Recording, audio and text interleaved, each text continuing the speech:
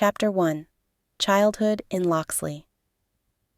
In the village of Locksley, there lived a young boy named Robin. The village was very beautiful, with small houses and lovely streams. It was a quiet and peaceful place. Robin's father was Sir Robert, a kind and fair man who helped everyone in the village. Robin's mother was Lady Eleanor, a very gentle and caring woman. She always helped the villagers whenever they needed it. Robin had a happy childhood. He loved to explore the village and the nearby forest, called Sherwood Forest. One day, when Robin was 10 years old, he went deeper into the forest than he ever had before. There, he met a girl named Marian. Marian had bright red hair and was very smart. She was the daughter of the local lord, and she loved exploring the forest just like Robin. Robin and Marian became best friends. They spent many hours together, exploring the forest, climbing trees, and playing by the streams. They also practiced archery and sword fighting. They dreamed of a world where everyone was treated fairly and justly. They promised each other that they would always stand up for what was right. Chapter 2. Injustice Unveiled. When Robin turned 15, things started to change in Locksley.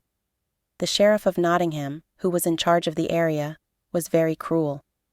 He made the villagers pay very high taxes, which made their lives very hard. If they couldn't pay, his guards would punish them harshly. One cold winter day, Robin and Marian saw something terrible in the village square. The sheriff's guards were beating an old farmer who couldn't pay his taxes.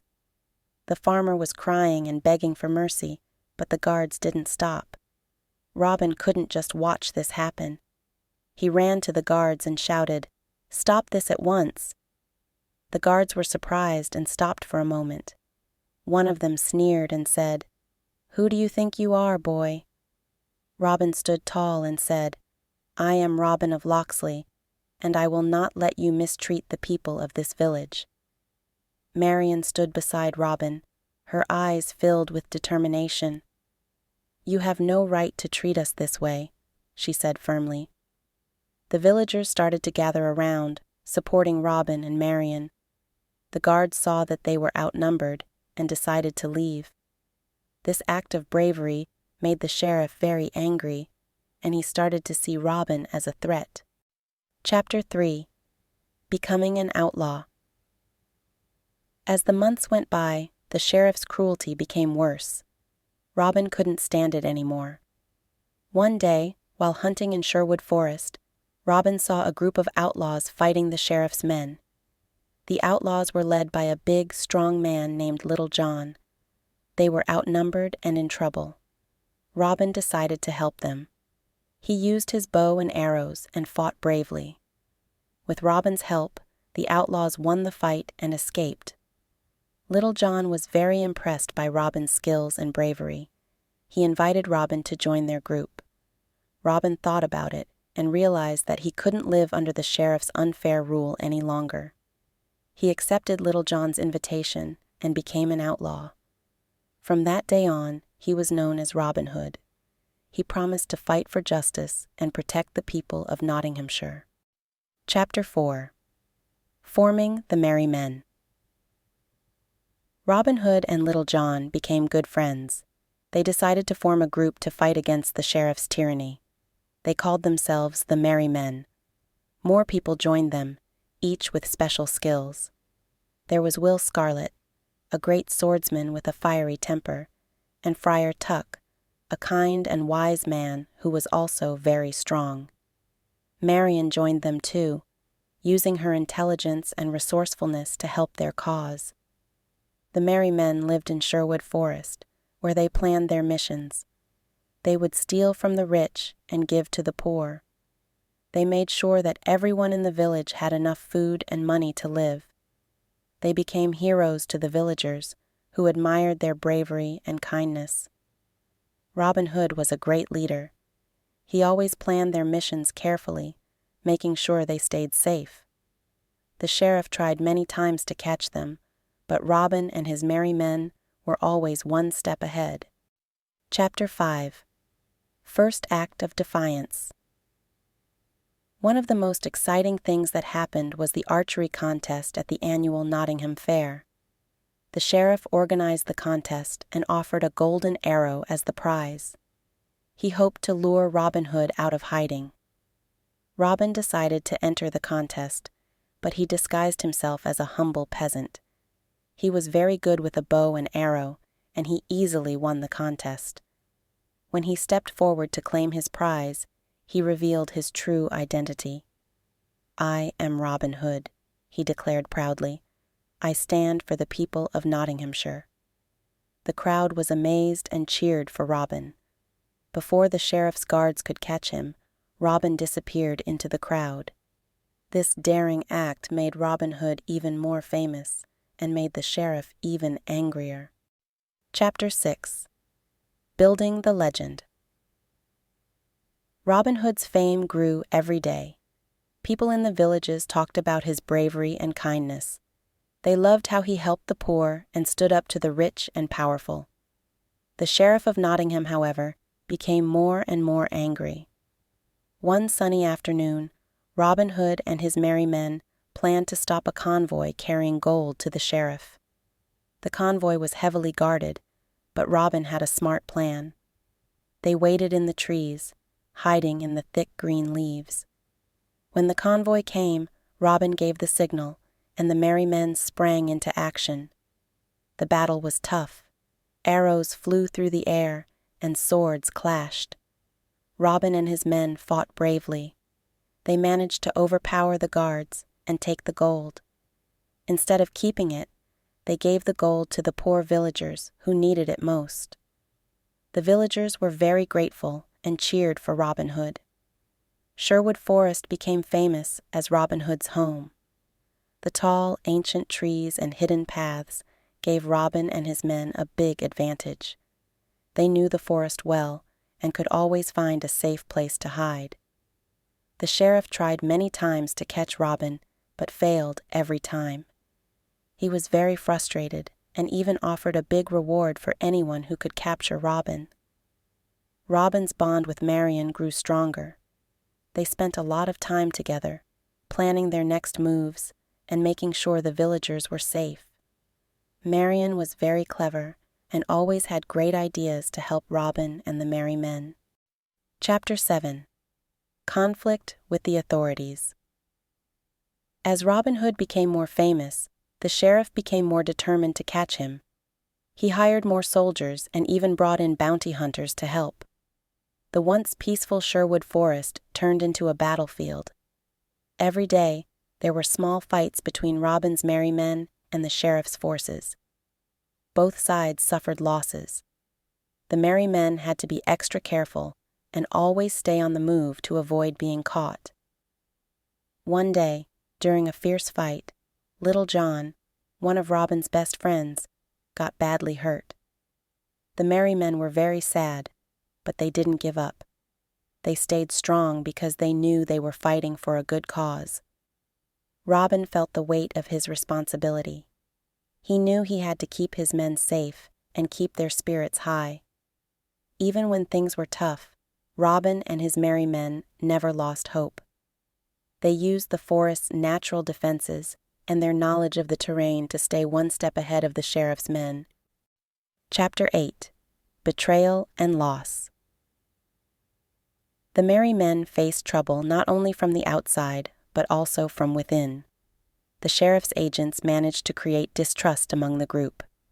The worst betrayal came from Sir Geoffrey of Nottingham, someone they once trusted. He secretly worked with the sheriff and led the sheriff's men to Robin's camp. The attack was a surprise, and many of the merry men were captured or hurt. Robin felt heartbroken and angry. He couldn't believe someone they trusted had betrayed them. But he didn't let this stop him. He planned a daring rescue mission to save his captured friends.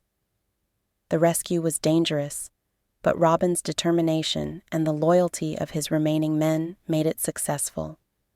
They saved their friends and brought Sir Geoffrey to justice. This experience taught them to be more careful and to always watch out for betrayal. Chapter 9. A New Alliance. Robin Hood and his merry men had been fighting against the Sheriff of Nottingham for a long time. They were brave and clever, but they needed more help to defeat the sheriff once and for all. One day, a nobleman named Sir Richard at the Lee came to them with an offer. Sir Richard had also suffered because of the sheriff's cruelty, and he wanted to help Robin. Sir Richard was a kind and wise man. He had a small but well-trained army and many resources that could help Robin and his friends. However, the first meetings between Robin and Sir Richard were not easy. Both of them were careful and unsure if they could trust each other. They had long talks where they shared their goals and dreams for a better Nottingham. Slowly, they built a strong friendship based on trust and a common cause: justice for the people.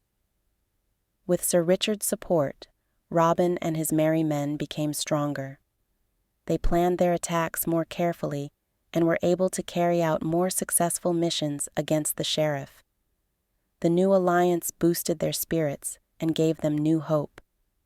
The sheriff began to feel the pressure as Robin's group became more powerful and effective. Chapter 10. The Sheriff's Downfall. The time had come for a final battle with the Sheriff of Nottingham. The sheriff, knowing that his time was running out, fortified his castle, making it a strong fortress. He gathered all his men and prepared for a decisive fight, hoping to finally capture Robin and his merry men. Robin was a great leader and strategist. He worked with Sir Richard to come up with a smart plan. They decided to attack the sheriff's castle from several directions at once. This way, they could surprise the sheriff and his men and take advantage of any weaknesses in the castle's defenses. The plan was risky, but it was their best chance.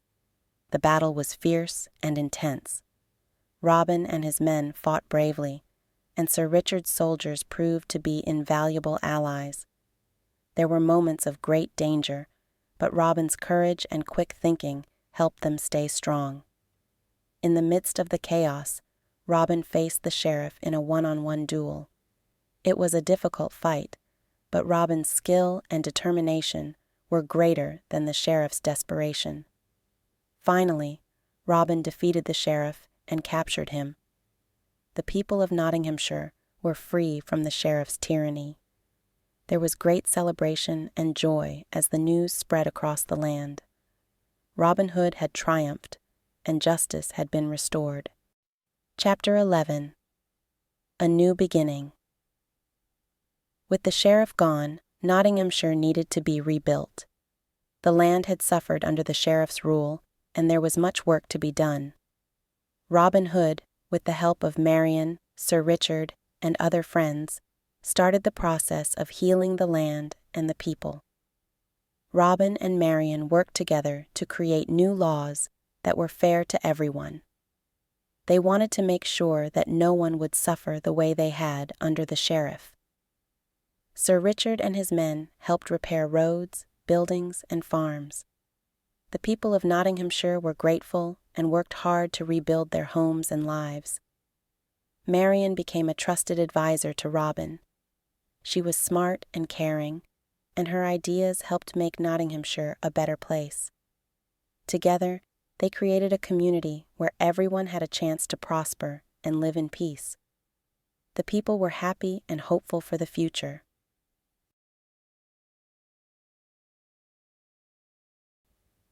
Chapter 12. The Siege of Nottingham.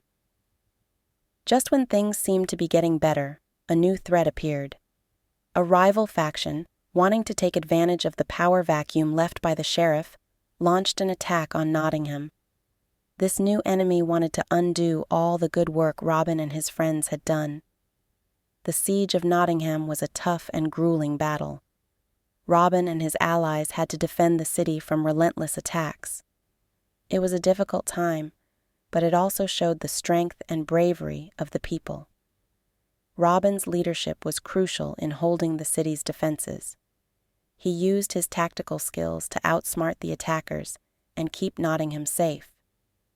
The merry men, along with Sir Richard's troops, fought valiantly. They were determined not to let their hard-won achievements be destroyed. The siege was long and hard, but in the end, Robin and his allies managed to protect Nottingham and secure peace once again. The people of Nottinghamshire were inspired by Robin Hood's bravery and dedication. His legend grew even stronger, and his legacy of justice and fairness continued to shape the land. Robin Hood and his merry men had shown that with courage, friendship, and determination, they could overcome any challenge and create a better world for everyone. Chapter 13. The Betrayal of an Ally. One day, while defending the city of Nottingham from an attack, Robin Hood and his merry men faced a new challenge. Sir Geoffrey, who had once betrayed them, was found to have more allies among Robin's friends. This betrayal led to confusion and arguments among Robin's group. Robin knew he had to act quickly. He gathered his loyal friends and talked to them. "We must find out who the traitors are and bring them to justice," he said. They agreed to work together to restore trust and unity. By talking openly and making plans, Robin and his friends were able to uncover the traitors and strengthen their group. This helped them focus on defending Nottingham once again. Chapter 14. The Rescue of an Old Friend. During the siege, one of Robin's dear friends, Allan a Dale, was captured by the enemy. Allan was a talented musician and a beloved member of the Merry Men.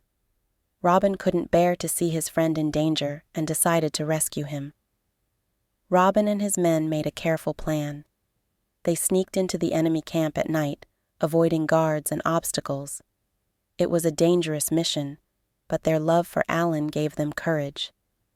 After a tense and thrilling adventure, they found Allan and freed him. When they returned to their camp, there was great joy and celebration.